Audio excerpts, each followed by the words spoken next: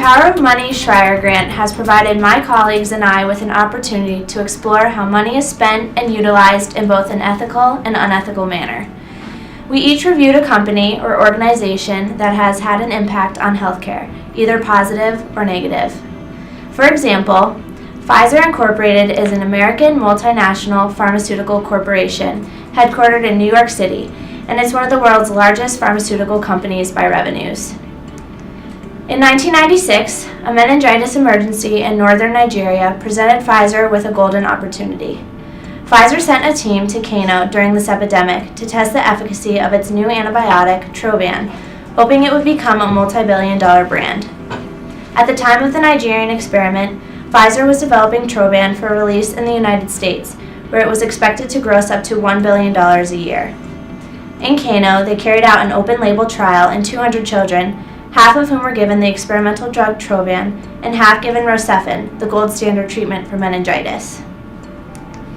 Due to the nature of the epidemic, Pfizer's trial was set up hastily in conditions where parents of meningitis-infected children were desperate and panicking. Some of these parents claimed that they didn't know they were submitting their child to a trial of an experimental drug, and they weren't told Trovan had never been tested in children or against meningitis. Local nurses claimed to have explained the experiment to Nigerian parents and obtained their verbal consent. However, there were no records documenting this. Of the 200 children who participated, 5 of those given the experimental antibiotic died, along with 6 children who were given the control drug. Deformation of dozens of others were also reported.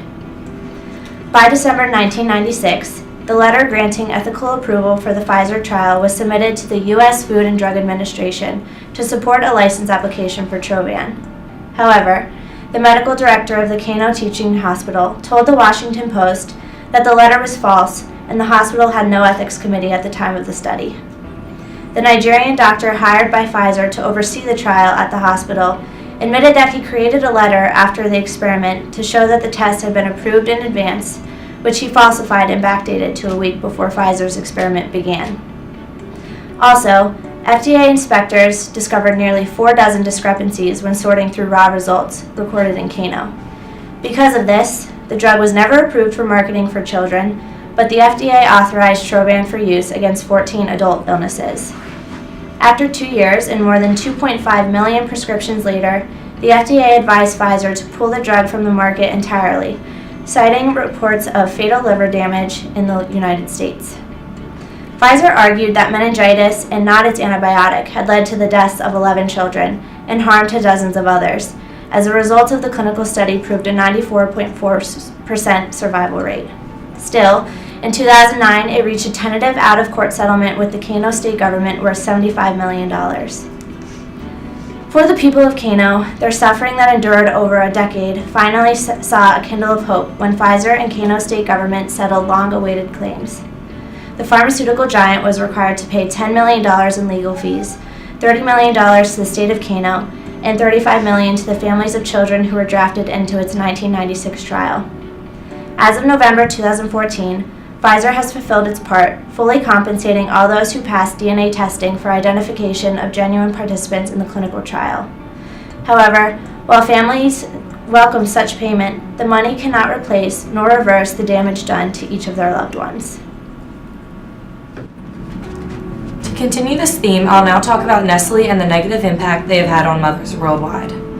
It's no secret how expensive it is to raise a child. For new and expecting mothers, baby formula may be just one item in the baby's budget. Infant formula was designed as a way to help increase chances of survival for babies who were, for whatever reason, unable to be breastfed. This percentage was fairly low, so the product wasn't likely to sell. That's when companies like Nestle decided that some aggressive marketing strategies needed to be utilized.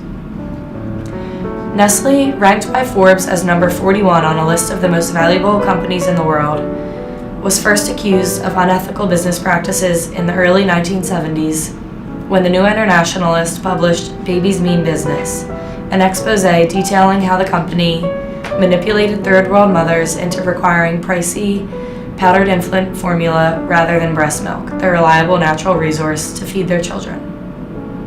Next came the baby killer, a pamphlet published and widely distributed by the UK non-governmental organization War on Want. This booklet was a harsh attack on the baby formula industry for its practice of going into poor and developing communities, even in Africa, Asia, and South America, to push their product.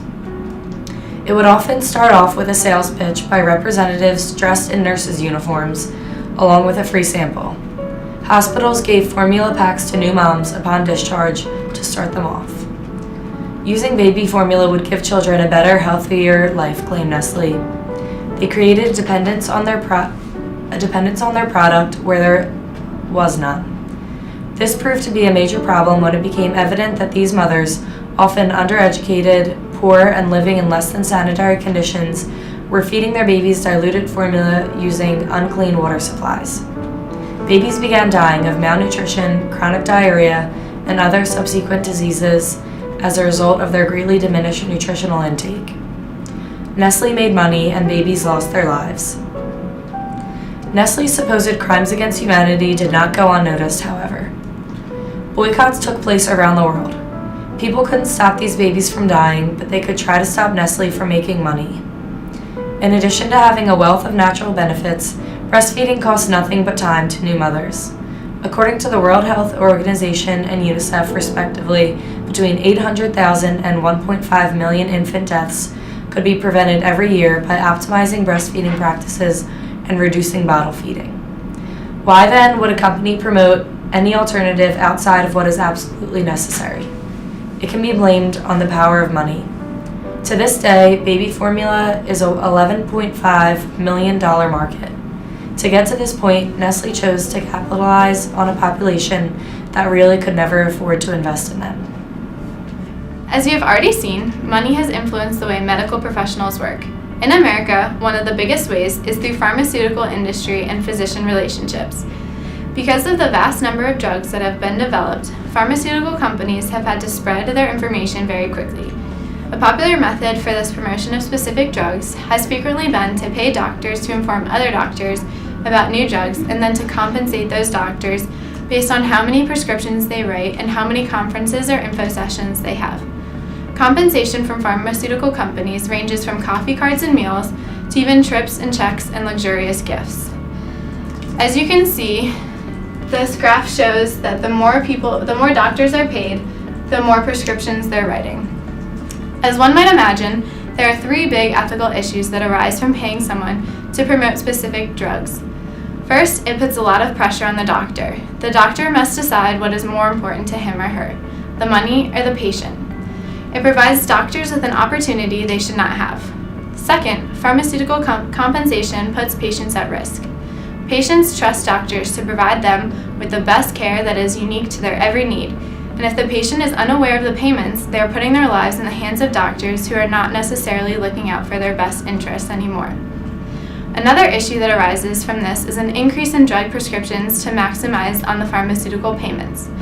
Doctors who receive payments based on the number of prescriptions written have a much greater number of prescriptions than their colleagues who are receiving no compensation. This becomes an issue of drug overuse. People who may not necessarily need or require a drug are receiving it for the doctor's benefit. The flip side of this argument is that there's no ethical issue. Some doctors believe that there's no difference between promoting a drug and promoting a hospital. They believe that the doctor is ultimately responsible for choosing quality of patient care over drug choice and hospital choice. This is a slippery slope argument because it's basically advocating that all doctors have the desire to self-control to ignore the temptation of dollar signs. The power of money can destroy, and to think that all doctors will make right ethical choices is foolish. As of 2013, there are about 3/4 of all U.S. doctors who had some sort of compensation relationship with a major pharmaceutical company, which is less than it was in the early 2000s. The decrease in the number of doctor-industry relationships can be linked to the effort of the government and the people to see this stop. Within the past few years, there have been a few attempts at fixing this ethical dilemma, but none have worked well.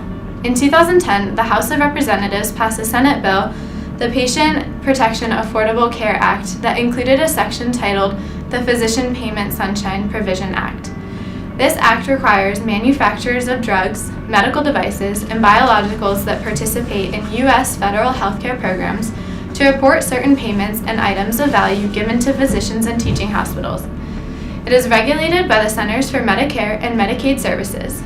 Data collection began in 2013 and came out in September 2014. The writing of prescriptions and promotion of drugs for money does a great disservice to patients, and the new law, Sunshine Act, is working toward eliminating this dilemma from the U.S. healthcare system. The efforts of the government and Centers for Medicare and Medicaid Services are putting power back in the patient's hands. They now have the option of selecting physicians in a more informed way. These efforts are alleviating doctors of having to decide between patient care and money. An example of the future we have to look forward to is companies like GlaxoSmithKline, a major pharmaceutical company who recently decided to terminate any compensation to doctors for promoting or prescribing their drugs. This company has decided to put an end to the ethical dilemma they were a part of. They no longer are responsible for hindering the care of patients and are still making billions in profits and continue to be one of the top pharmaceutical companies in the world. We can look to GlaxoSmithKline as an example of hope that other companies will follow in their footsteps. As Emily just mentioned, money in healthcare can also be used to positively impact clinical practice. Center Volunteers in Medicine, CVIM, is one example of how small amounts of money can be immensely utilized in the healthcare system. CVIM is an independent, nonprofit organization that relies on volunteers and donations to serve and advocate for the medically underserved residents of Center County. Because CVIM is community-owned and funded, the organization relies strictly on donors to help fund the operations of the clinic. The board chair and executive director of CVIM estimate that $3.29 in services is generated with every $1 donated. This begs the question, why are there not so many more programs like this? Opening in February of 2003, CVIM was solely a medical clinic. However, when a patient presented with dental symptoms, the organization was driven to fulfill this need. As of 2005, the vision of CVIM was modified such that all Center County residents would have access to both medical and dental care. 18 physicians, 11 dentists, and 2 nurse practitioners volunteer their time to see patients at the CVIM clinic. During visits with these medical providers, free necessary medications are provided to the patients at the time of the visit and when refills are needed. Additionally, case managers at CVIM help clients who need access to non-medical support. In the past year, there have been over 2,000 visits to the CVIM medical clinic, 1,250 visits to the dental clinic, and 755 case management appointments, all of which could not have been possible without the financial assistance of CVIM donors. Furthermore, over 7,000 prescriptions were distributed free of charge to established patients. So you might be wondering who benefits from CVIM services.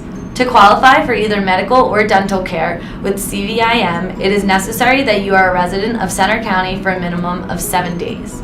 You must also be uninsured and have a household income at or below 200% of the federal poverty level. CVIM provides services to determine patient eligibility. To find out if you are eligible to be a patient, you can call CVIM to complete a telephone eligibility screening. Having said that, if someone is not eligible, the organization also assists patients with accessing other social service help that may be available to them, as well as enrollment in public and low-cost insurance programs. CVIM has chosen not to publish a listing of individuals and businesses that have financially contributed to their organization.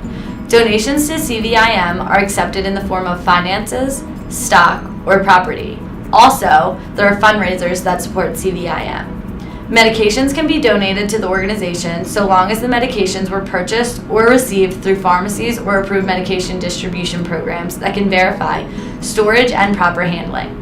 Center Volunteers acknowledges that without the support of these donors, their clinic would not be able to offer care to the thousands of patients in need. In 2014 alone, CVIM provided care for more than $5.4 million to the community. Volunteers in Medicine, not just in Center County, but nationally, continues to care for individuals who fall into the gap between earning too much to qualify for Medicaid and not enough for the ACA mandates to apply. This national organization is using the power of money to make a difference in today's evolving healthcare system. It is the only nonprofit dedicated to building a network of sustainable free primary healthcare clinics for the uninsured in local communities. There are currently clinics in 29 states in the U.S. If it can happen in these states, it can happen anywhere in the world. Hello, my name is Amy, and I will be presenting on an organization that uses money in a positive manner to affect people's health. The organization is called Heifer International and targets malnutrition specifically. Nutrition is one of the most important factors in cognitive development, particularly for children. Brain growth in early life is highly dependent on adequate fat, protein, carbohydrate, and micronutrient absorption. Malnutrition is the direct cause of decreased brain growth in children. Changes in the central nervous system due to malnutrition are related to attention deficit disorder, impaired school performance, decreased IQ scores, impaired memory, and learning deficiencies. Lethargic and undernourished children become even less developed compared to other children due to the decrease in stimulation and attention from parents and caregivers. In India, for example, 20% of children under the age of 5 suffer from wasting due to acute undernutrition. This just highlights the severity of the problem. How might malnutrition affect economic development? Decreased cognitive abilities impair communities' ability to create an effective workforce. Micronutrient deficiencies alone cause a 1% decrease in gross domestic product in India, as an example. In countries with widespread deficiencies of the 3 major nutrients, it is estimated that malnutrition results in a loss of about 5% of the GDP every year, whereas solving the problem would cost less than 0.3% of the GDP. An economy is highly dependent on a productive and effective workforce, which is simply not available if malnutrition predisposes them to injury, illness, and premature death. Sustainable growth in an economy also lends itself to the ideas and perspectives of healthy people. Because of this, widespread malnutrition is a barrier to socioeconomic development and poverty reduction. Cost of malnutrition globally is estimated to cause a 20% drop in future earning potential for children, which equals about $125 billion to the global economy by the time the children reach adulthood. So how might money be used in a positive manner to improve malnutrition? Economic growth can raise incomes and reduce hunger, but higher economic growth does not reach everyone. It may not lead to more and better jobs for all, unless policies specifically target the poor, especially those in rural areas. In poor countries, hunger and poverty reduction will only be achieved with growth that is not only sustainable, but broadly shared. When researchers compared the increases in gross domestic product to the changes in the number of wasted and underweight children, there was no correlation. Widespread poverty and malnutrition must be targeted to the correct population. One organization was developed when a farmer named Dan West from the American Midwest went to the front lines of the Spanish Civil War as an aid worker. He wanted to use money to improve the problem of malnutrition. He discovered that one meager single cup of milk was simply not enough for a weary refugee. He then thought, what would they do with an entire cow? What could they achieve with a cow? And this teach a man to fish philosophy led West to find Heifer International. Heifer International provides families with a cow or other animals and the knowledge necessary to provide care for these animals. The animal is not allowed to be slaughtered until it provides another offspring, which the family then passes on to another family in their community who needs it. These animals not only provide a source of reliable food, but also a source of reliable income. new opportunities for building schools, creating agricultural cooperatives, forming community savings, and funding small businesses become much more attainable. The goal of every Heifer Project is to help families achieve self-reliance. The animals can be purchased on Heifer International's website. Donators can purchase a variety of animals, which will then be sent to a family in need. It is an amazing example of how money can be used to improve the health and wellness of others. Money can certainly be used in a negative manner and decrease the health of people. But ethical business practices and caring individuals can ensure that money can be used to help improve the health and wellness of others. Thank you for watching our presentation, and I'd like to open the floor for questions.